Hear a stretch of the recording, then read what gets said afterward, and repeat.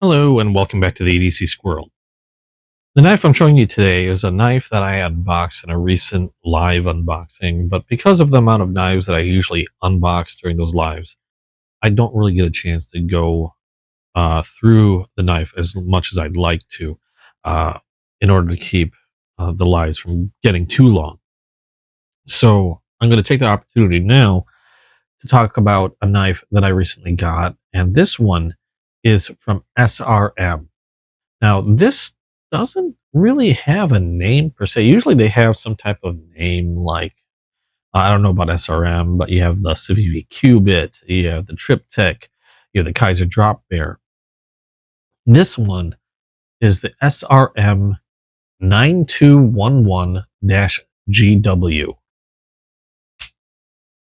And it's an interesting one because it's one of the few folding knives I have that has like it's a Persian-like blade. It's almost like a combination of like a modified tanto or something, where you've got a secondary point here where my thumb is, but you've got this rearward swoop, very gentle I can't even say that word, a very gentle swoop towards the back, kind of like a Persian. So yeah, to me, it's kind of like a modified Persian blade. And you'll have to excuse me. There's quite a bit of wax that I applied to this knife. It is a 8CR 13 MOV steel blade. This in this case, it has brown G10 scales with 420 stainless steel liners. There are steel ball bearings in the pivot, and it is their amber lock, or their version of the crossbar lock. Now you do have uh, a stainless steel pocket clip, not really deep carry, and it's also unfortunately not reversible, as you can see there. You do have a very generous lanyard hole, which does have a bit of a back spacer here, but no real, or I'm sorry, a bit of a back liner here, but no real back spacers or spacers that I can see. You have a thumb disc for deployment, or you can use their amber lock to deploy the blade. Now, the action on this isn't bad, uh, not as quick as some others, but pretty decent. A pretty smooth action with the steel ball bearings and the pivot. However, one thing that I did have to do is it felt like when I first got this blade and took it out of the box, and you'll probably see it if you look back at the unboxing on one of my lives. But when I first unboxed this knife, I did have to loosen the pivot a little bit. It felt like there was quite a lot of friction in the pivot, and it wasn't allowing me to open it very smoothly. But I did loosen it up a little bit using, I can't recall, I think that might have been a T8. Let me verify that real quick. But I believe it was a T8 screw at the pivot. Yeah, that was a T8. And that did require a little bit of loosening. But once I've done that, and I applied a little bit of KPL or knife pivot oil to the pivot, that smoothed out quite nicely. And as you can see, it is pretty quick, pretty smooth feeling in the action. The springs on the amber lock seem pretty robust. It's not too hard to unlock the blade, but it has a decent amount of resistance to it. Doesn't feel like too loose. And like I said, you can use that to actuate the blade as well as the thumb disc. I'm not so used to the thumb disc. It's kind of weird feeling to me. So it's one of those things that feel like I'm going to need a little bit of practice on to just make it feel natural. I'll just need to use the knife a little bit more, to put it simply. But once you're used to it, I guess it's kind of weird because I want to roll my thumb over the disc like a wheel. as opposed to push out. Um, but once I give it a quick thought, it's easy enough to do. Now, the blade profile, like I said, is pretty unique. It's almost like a modified. It's like a cross between a Tonto and a Persian, um, where you have that secondary point. Normally, I'm not the biggest fan of Tonto blades. I do like them, but because of their shape, I just find having to sharpen them. Having to sharpen a Tonto to me is a little bit more, I guess, intent like work intensive, or for lack of a better term, annoying, because it's almost like you're having to deal with two separate knives. You're sharpening your main edge here, and then you're sharpening this like secondary edge towards the point, almost like two separate knives. And if it's not done well, this secondary point will migrate either towards the tip or away from the tip. If you're not careful how you sharpen, you got to make sure you're pretty even when you're sharpening to keep that secondary point where it's at. Other than that, though, um, they are pretty useful knives. I do like using Tontos now and then. The knife that I use for opening a lot of the boxes at home that I don't carry with me is, in fact, a Tonto. It was just a cheap uh, blade that I use for basically, rough stuff that I'm not worried about anything happening to it. It is a Tonto blade, but I'm able to keep that pretty sharp, and it does a good deal of work around the house. Like I said, I do use it for a lot of like stuff that I would rather not use a nicer knife for. But again, this one does have kind of a Persian style to it where it swoops back up a little. And I'm feeling like because of that, you get a little bit more of a belly on this blade, which could help with slicing and even chopping. The upward point would aid with piercing, and I know Tontos tend to have a pretty strong point to them. I think because of the geometry. I'm not sure how the upward swoop would affect that. It's sort of like a wait and see thing because I don't have another knife quite anything like this one. The G10 scales on this knife are beveled, so they don't. They have some hard edges to them, but they don't feel like overly sharp or anything.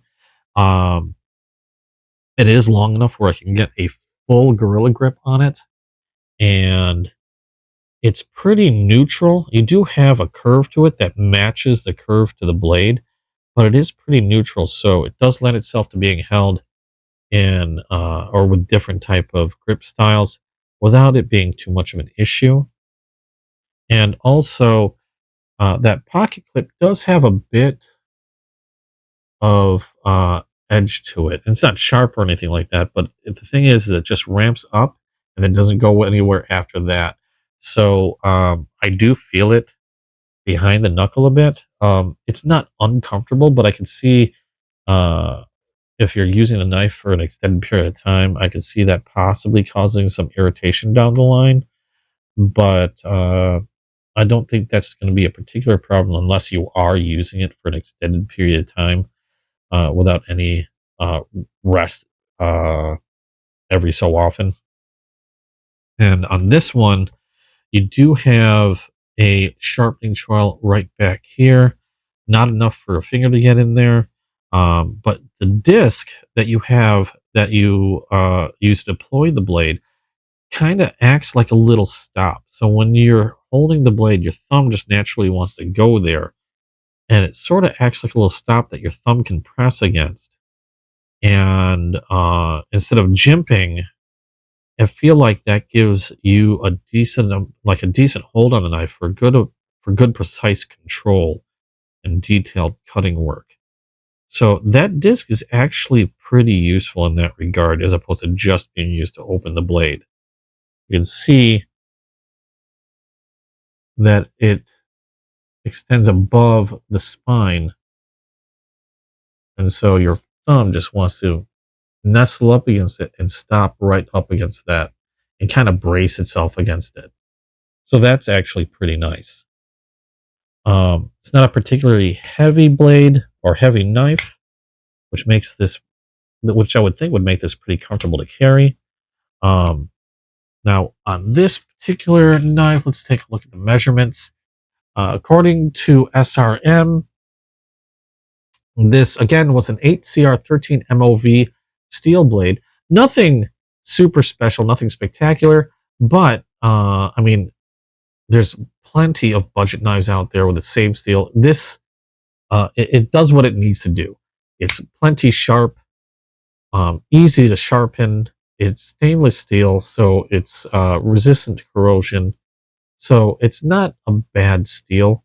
I mean, there are other steels that I do kind of prefer, but you're really, I mean, for most intents and purposes, you're really not going to see too much of a difference unless you're doing a lot of sharpening of your own knives or you're doing a lot of specific work with a knife. So 8CR13 MOV is a perfectly ideal steel for a blade, especially when you consider the cost of this blade. And on SRM's website, I'm seeing a cost of $19.95, which makes this a very, very affordable knife. The blade itself has a length of 3.57 inches, an overall length of 8.33 inches, and they call it a clip point blade. I don't know. I don't want to argue with the manufacturer. They're the ones that made it. Like I said, I feel it's more like a modified Tanto. Um, Again, it has steel ball bearings in there, which contribute to the smoothness. I did have to loosen it a bit, which was one thing that kind of surprised me.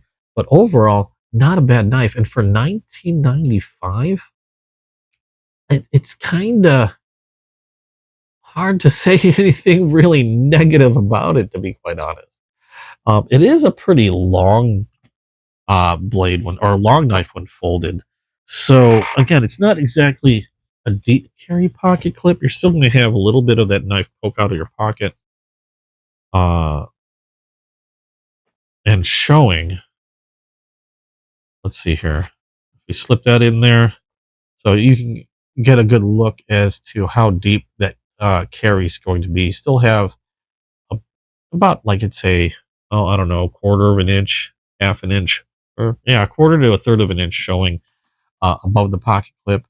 The lanyard hole is well above that, and obviously way too long to fit in your your fifth pocket or your watch pocket, but it does fit pretty comfortably in your standard size pocket.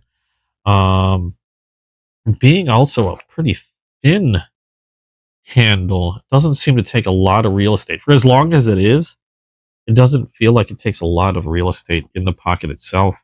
If you have anything else in the pocket, it should be relatively easy to get to. And because the blade is nestled up against the seam of the pocket, there shouldn't be any worry of this opening up or getting cut. So that's how that is in the pocket. Let's see how sharp this came out of the box. Now, I know I've had this for a good couple weeks now, but I haven't done any sharpening to it or any honing or anything of the like. So this is pretty much how it's going to be out of the box, or at least how this one is out of the box. We'll give this a quick look. Oop. Yeah, I'm still getting used. I want to roll my thumb over that disc. It's really weird. I'm not used to it. I'll get used to it the more I use the knife. But let's see how this cuts. That bit immediately into the paper. Very smooth feeling cuts. And feeling pretty smooth all along the edge of that blade. Now I am tearing into it a little bit. That's more me. Otherwise, there we go. Very sharp feeling blade. And all along that blade as well. That's pretty impressive out of the box. Now this isn't my first SRM knife. I've had a few other SRM knives. The the one that really comes to mind is the Rubik. That was a pretty big knife, and I was pretty impressed with that one as well. So I mean, for the cost of the knife, there's really not much negative you can say. I mean, it feels like a quality knife. It's nice and sharp. The lockup on this one, let's take a look at that. We haven't really looked at that quite yet. It is a crossbar lock, so I don't have any doubts to its um, strength at the lock.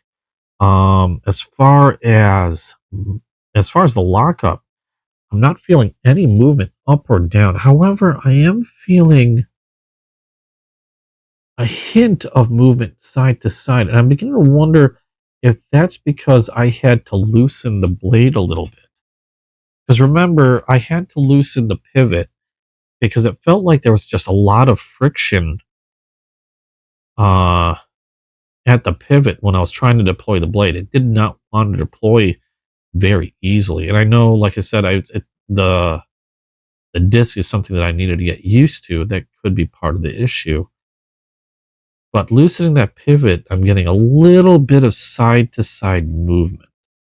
Let me see what happens if I tighten it up just a hair. Because I don't want it too tight, otherwise then I'll lose that fluid blade movement.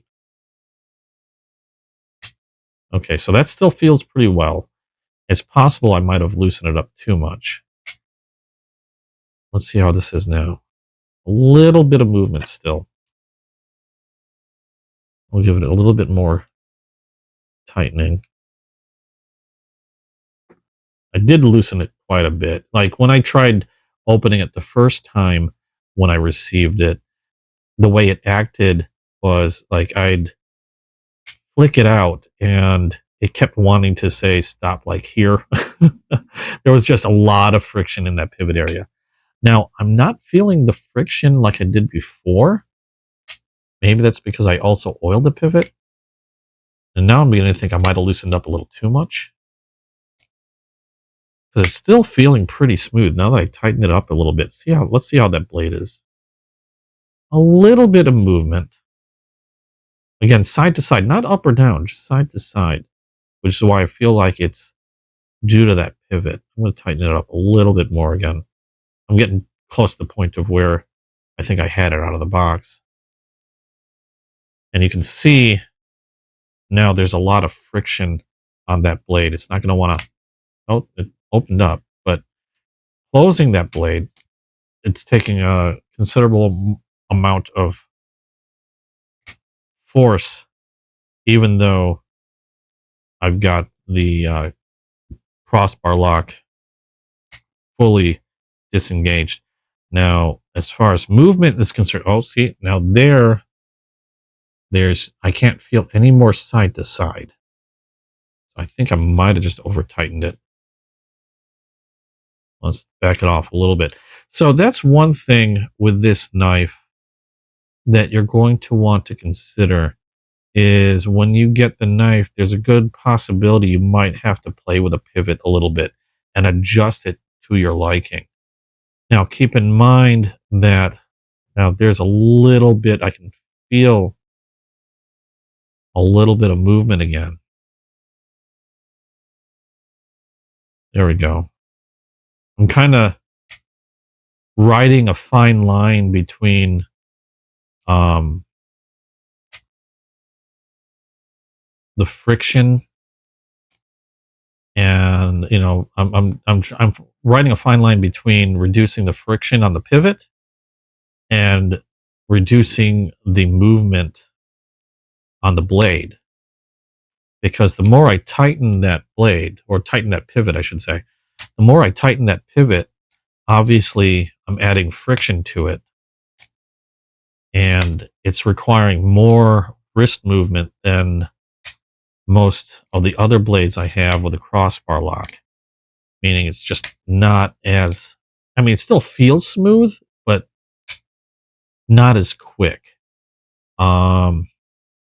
Obviously, the looser I make it, I appear to get a little bit more side to side movement. The tighter I make it, I get rid of that side to side movement, but obviously it doesn't move as smoothly and it won't open as quickly. So I've got the barest of movement side to side on the blade. Now it's very minimal. You're probably not even going to notice it really unless you're looking for it. It's just, yeah, I can still just feel it.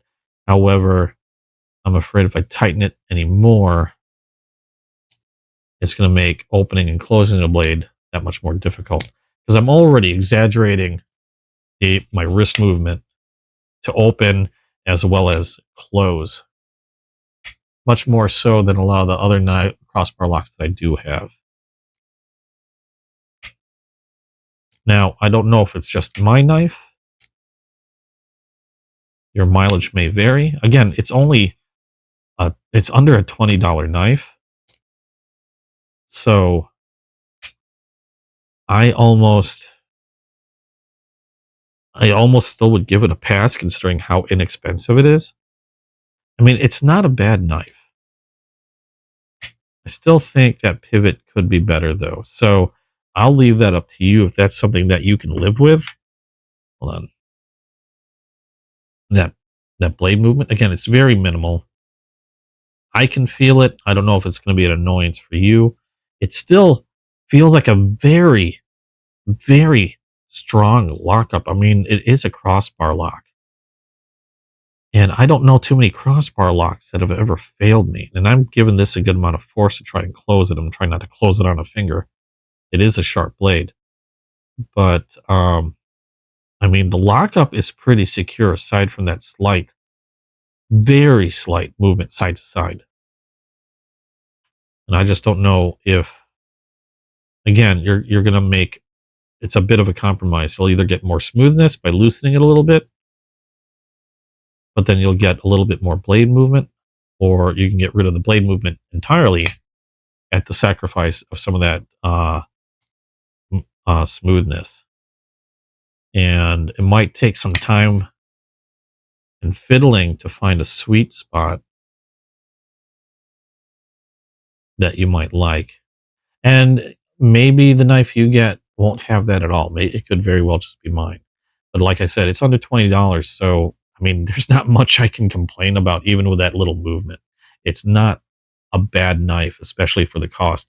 Now, looking at the blade when it's closed, the blade is centered really well inside there. So that itself is pretty impressive. Again, especially for a very inexpensive knife. So that's my thoughts on the SRM. Again, this is called the 9211-GW. It's a model number. They didn't really give it a name that I could see. I think they just called it SRM Ambilock Folding Knife 9211-GW. So if you want to check it out, I don't know if they have this on Amazon. If they do, I'll put an Amazon link down below. If not, I'll go ahead and link to the SRM's website if you want to take a look. I mean, it's worth a shot taking a look at $20 if you're interested. But let me know what you guys think. If you have one of your own, how yours, tell me how yours acts. If you yourself have movement in the pivot, or if you've had to loosen it up when you got it. I'd like to hear. I'd like to know. Maybe it's just my knife. Who knows? But anyway, thank you guys for listening. Hope you enjoyed watching. If you liked what you saw, please drop a like down below. And if you haven't yet, hit subscribe, hit the notification bell, and you'll get notified as soon as a new video drops. But thank you for watching, and thank you so much for all your support, and hope to see you in the next video. Bye.